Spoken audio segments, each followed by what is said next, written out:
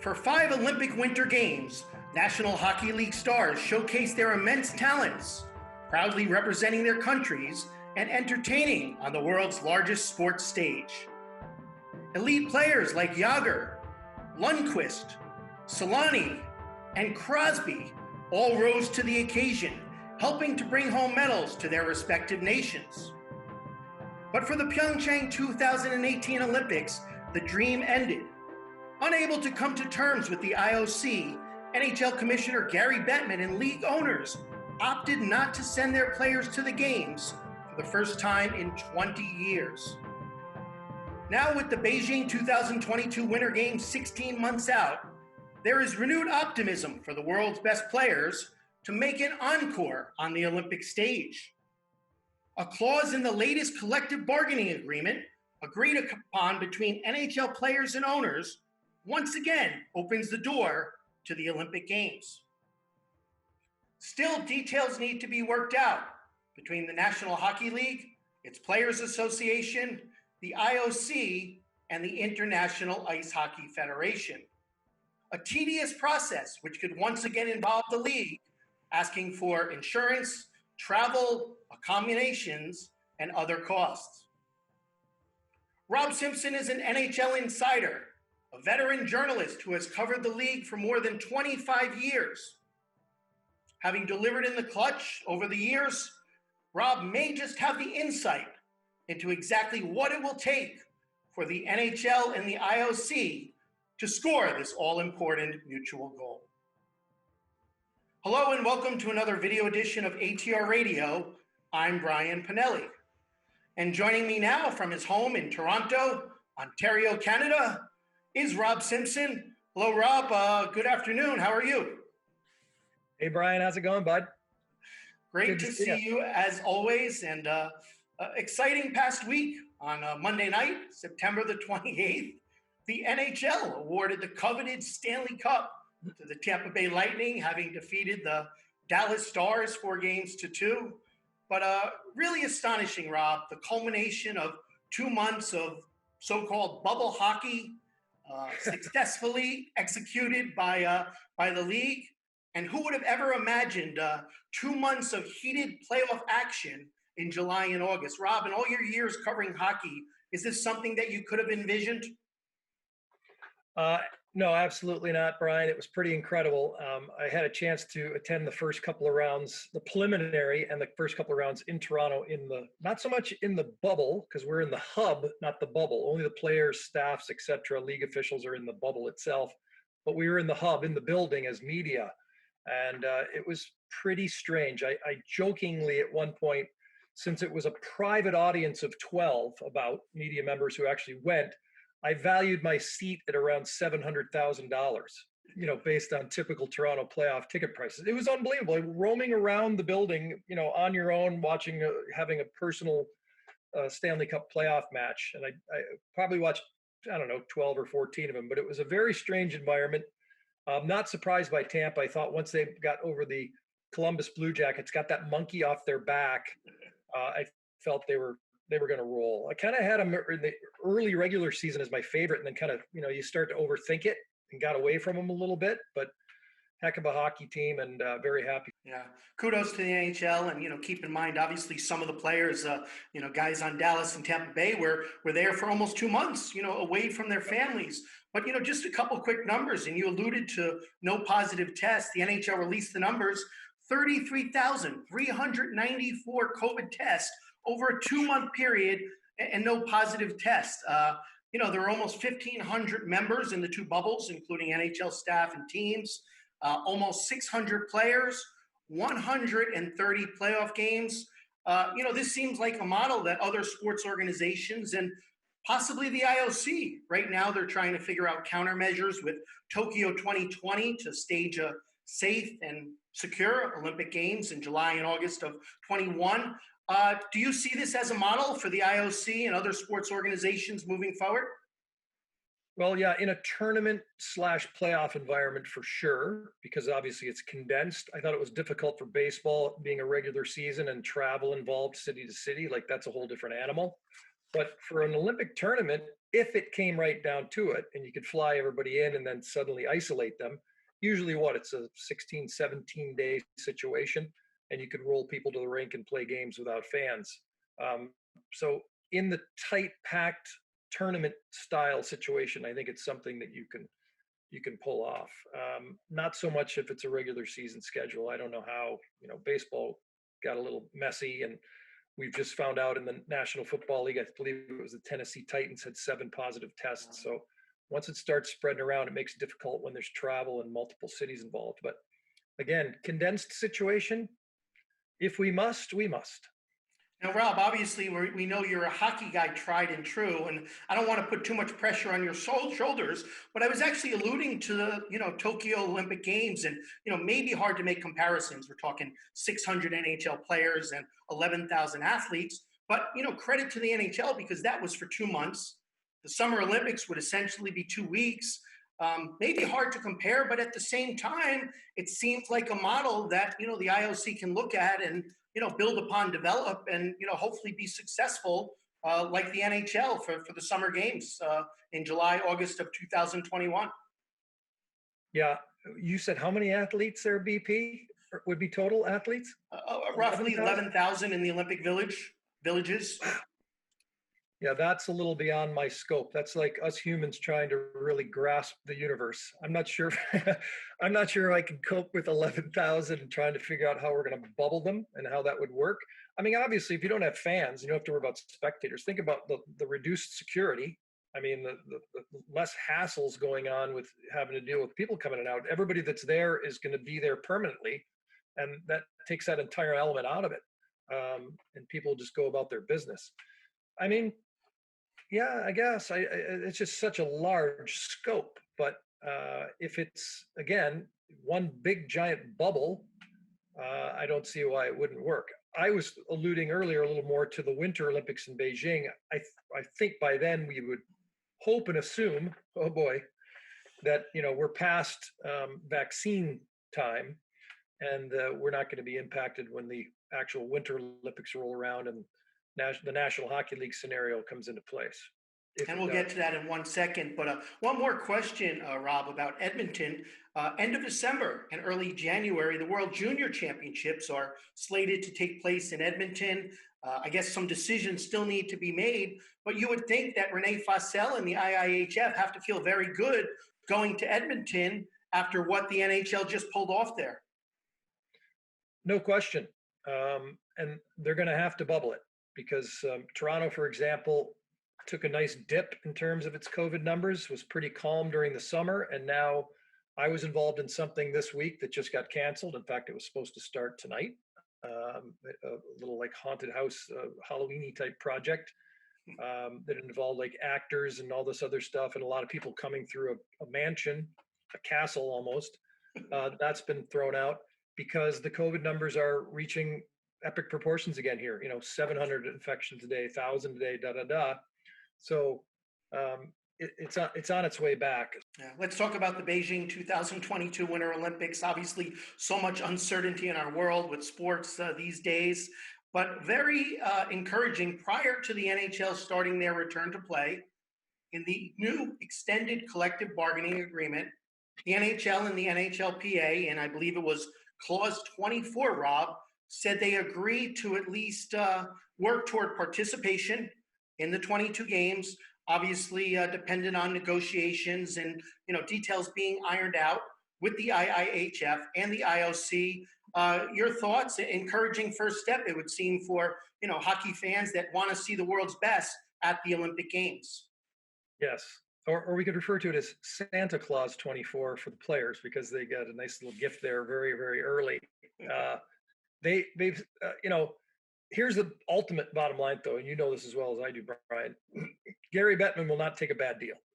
So ultimately, he's agreed to this, and that's all exciting, and the players are excited and all jacked up, but there are still negotiations that have to unfold, and he will make sure that his owners and his entity, the National Hockey League, get the best possible deal. There's no doubt about it. And he usually has a pretty solid mindset of what he's looking for when he goes into these type of things. For example, in Pyeongchang, they knew they didn't want to go. Allegedly, there's $20 million offered in terms of covering some of those costs and some of the insurance and liability stuff, and they still were like, that's okay. Nah, that's okay. We'll pass.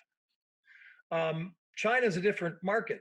They had games in China. It's as we know, a gigantic population. Hockey's growing. They want a piece of that. It's all about the dollars and cents, remember, with Bettman and the owners in the National Hockey League. So that creates a great opportunity for them. So they're like, okay, sure, we'll throw this in the collective bargaining agreement, throw a little carrot to the players, and off they go. But you touched on it. There's the insurance, there's the accommodations, there's revenue and rights. Like, what exactly does the National Hockey League get to use in terms of video and? Sure, they haven't in the past. They haven't in the past. It's all IOC rights. NBC, even they have to give up a lot of some of the access to some of those things. So, and then families, accommodations and travel for families. That's a factor.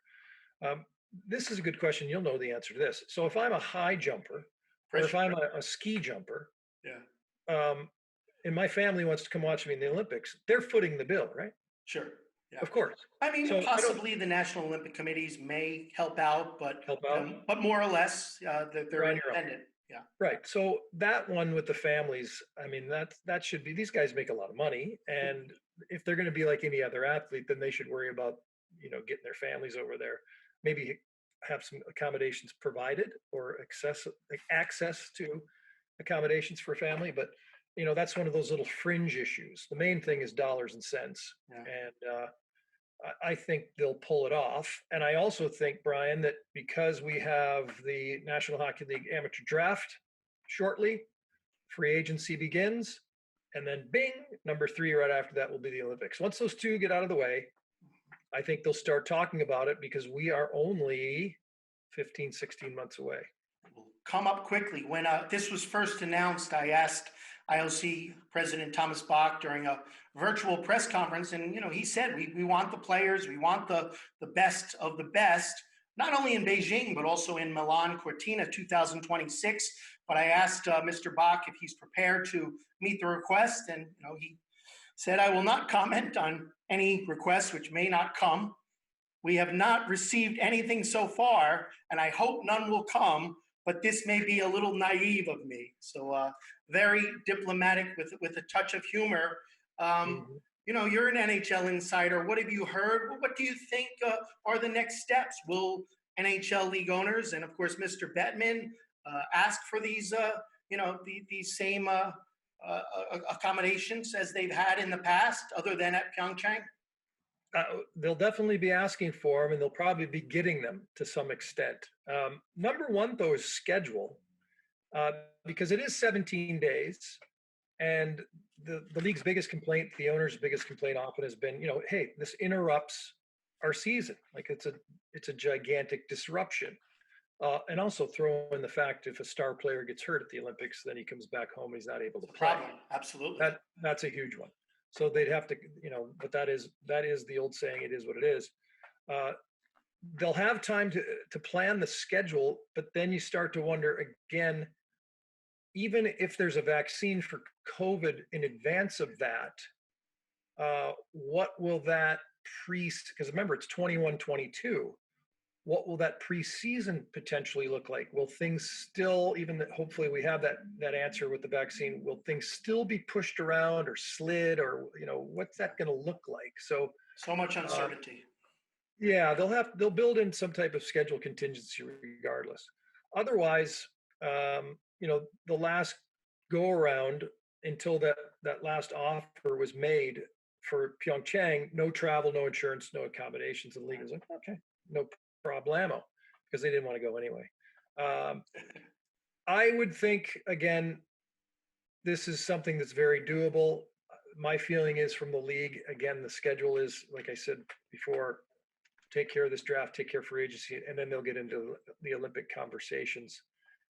I can't put a dollar amount on what Gary Bettman is looking for specifically. I don't have that number at this point. How about your Canadian loonies? You don't have some Canadian loonies to throw down? Loonies. I just know it's 25 cents less than the American not so loonies, and I don't have hard numbers for you. But they will be covering travel costs.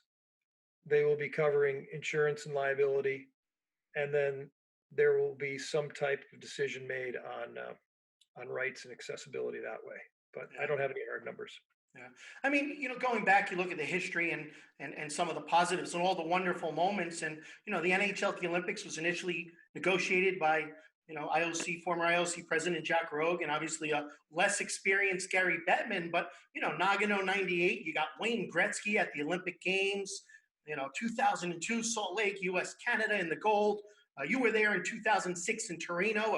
A young Henrik Lundqvist led Sweden over their arch rivals, Finland. And, of course, for Americans, it's tough to swallow Sidney Crosby's overtime winner in Vancouver 2002. But, Rob, you look at all these indelible memories, and for hockey fans, we love them.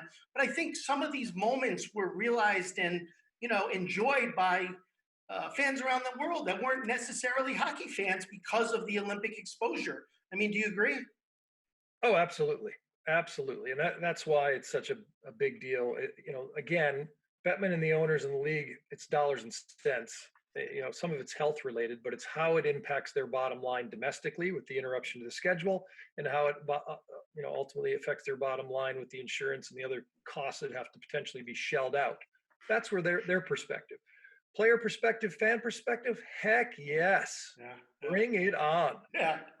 I know you're a Henrik Lundqvist fan. And the Rangers just bought out his contract. So a lot of things flying around just recently on social media about the Rangers buying out that contract, and a lot of remembrances of, oh boy, there it is. Look at you. Huh? Continue, Rob. I'm listening. Yeah, look at you. And I threw one out there because our friend Risto Pekarainen, who lives in Sweden, was originally is Finn. That final in Torino was something else. And for all the magical Rangers moments, for me, it was the kick save on Olli Jokinen with 25 seconds left in the gold medal game in Torino. I mean, I watched it again recently. I was sitting upstairs. I was so close to John Davidson and Doc Emmerich on the NBC call, because that's who I was there working for. But I was actually hearing them naturally. Like I was hearing them just like sitting next to them. And Doc was, it was crazy. Like people forget that last minute, the pressure the Finns had, the save that Lundqvist made on Jokinen with his right pad with about 25 seconds, it saved the gold medal.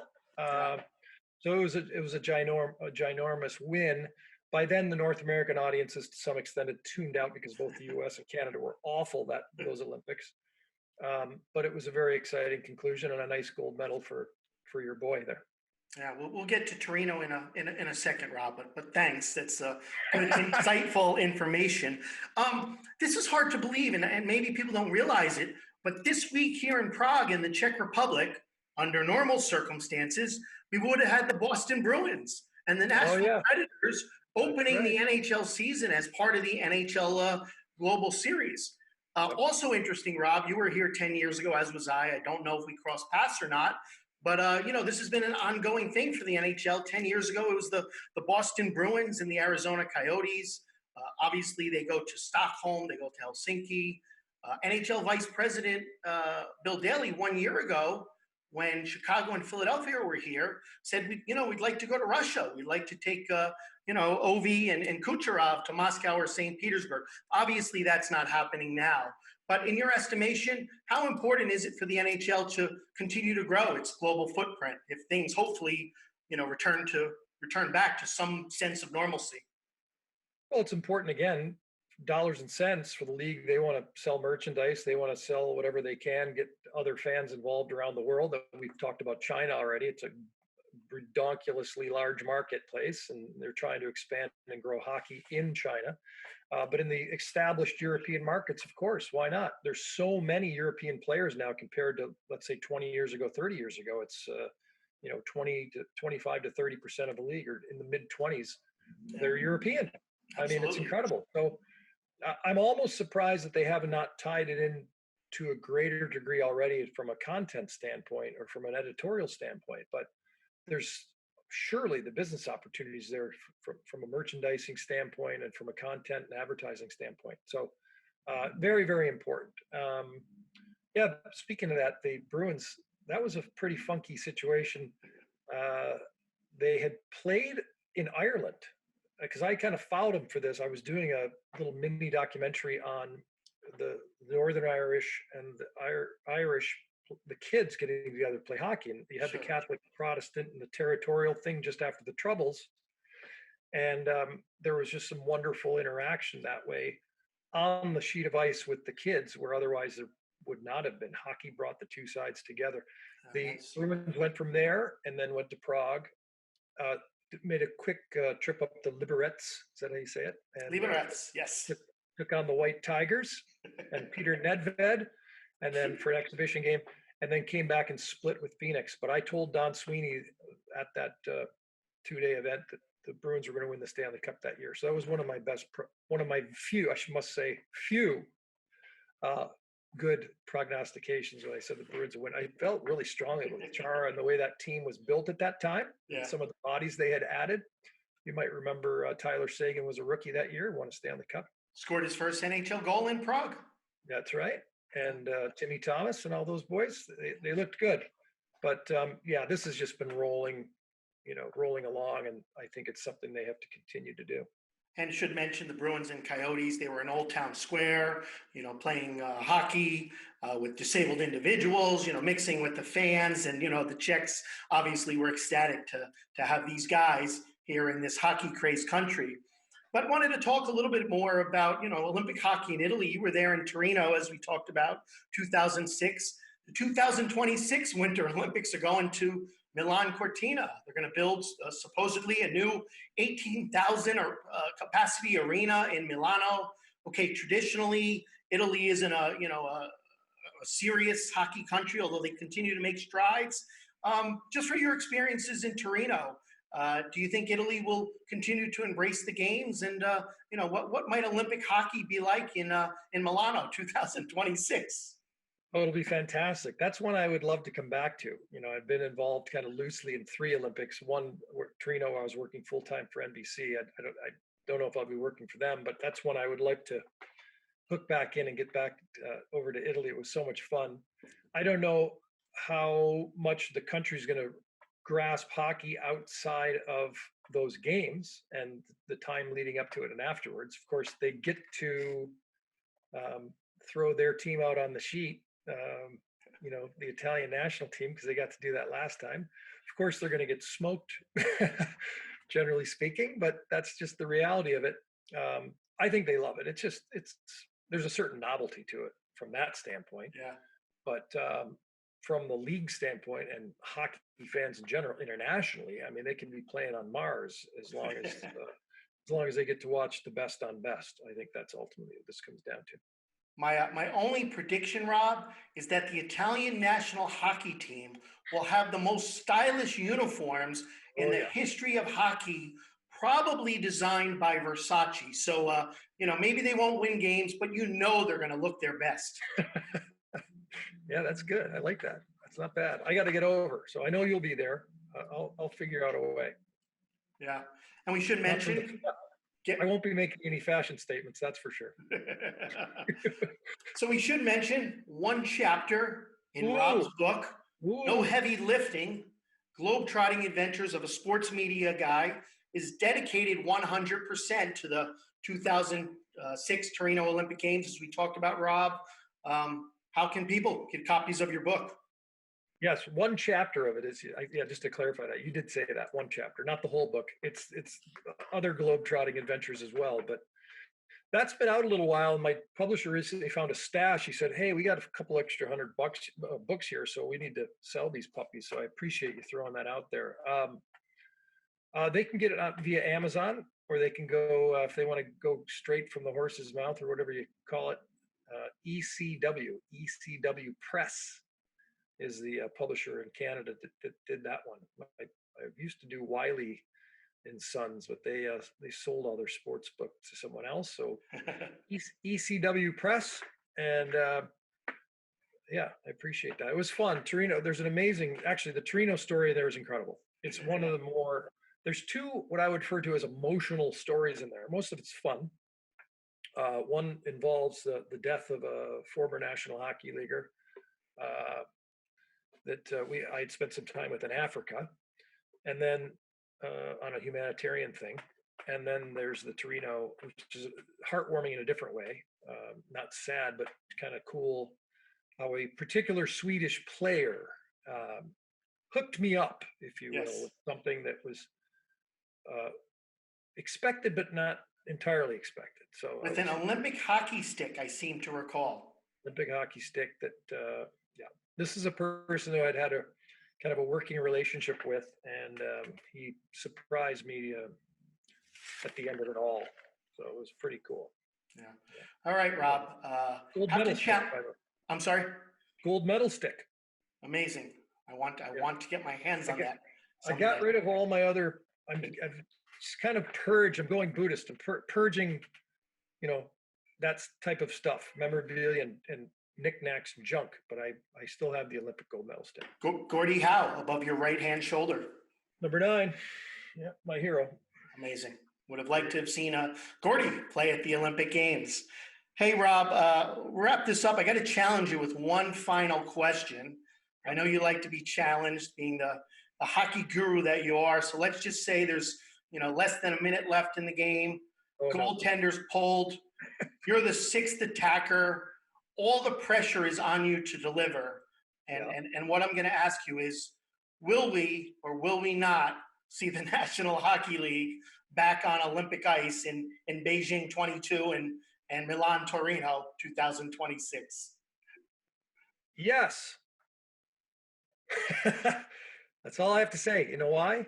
Because at this point, Gary Bettman will create leverage where he needs to create leverage. But at this point, now that you have agreed to going and the players are all excited, the fans are all excited, to pull that rug out at this point, bad mojo, brother. So it will happen. It will happen one way or the other.